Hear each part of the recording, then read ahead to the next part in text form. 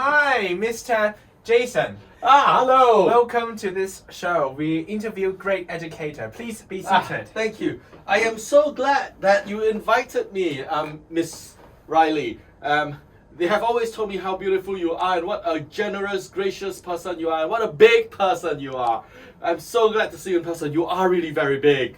Well, thank you for that, Mr. Jason. Well, we have some questions for our fellow teachers at our secondary school. Can you advise how to teach a chimpanzee?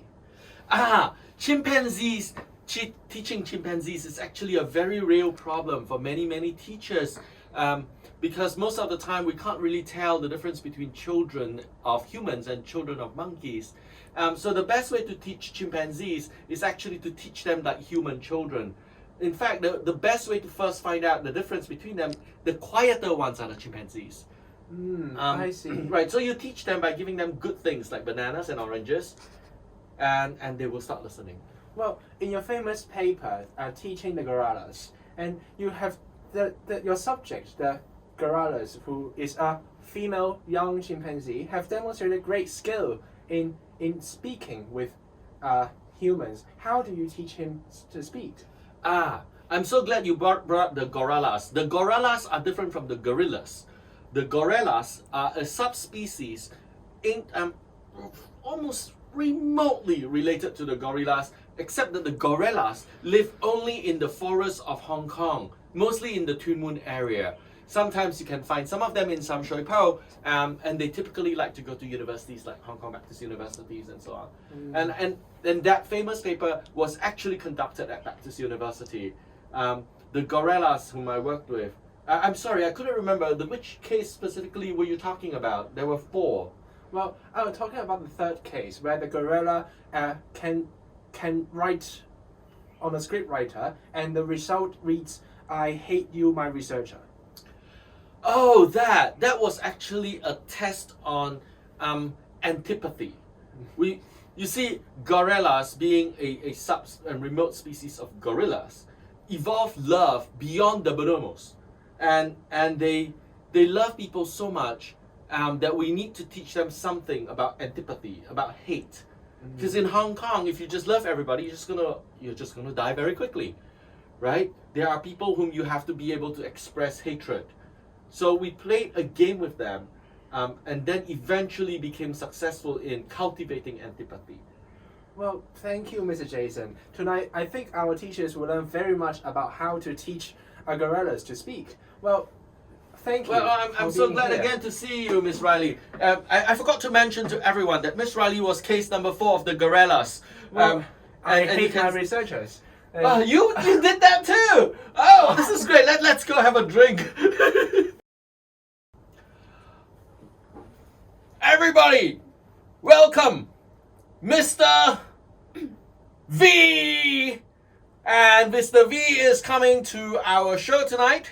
As you all know, Mr. V, please sit down. I am so glad to see you. Everybody knows that Mr. V runs the most famous vampire dating website. Now, Mr. V, as the person who founded this vampire dating website, how do you get enough people to subscribe, and how do you know that, how do you get enough vampires to subscribe, and how do you know that they are vampires? It's very easy. You know, our vampire have the teeth. And maybe you can check it yourself too. Do you think you have it? No, I think I'm quite a normal human being. Yeah, that's the critical point. That's why every customer come, I will ask them to open their mouth, like this. And I will see if they have the teeth. I see. But it's a dating website for vampires. Some of our viewers wrote to ask, do you entertain humans? Can humans join? But you seem to be saying that if they don't have the right teeth, they can't join. Yeah, mostly. Because, you know, our vampires are very picky. We will only be together with vampire. The teeth, you know, that's very important. We like the teeth. I see. So at least according to you, Mr. V, the incisors, the incisors of the vampire is the sexiest part for male and female vampires. Yes.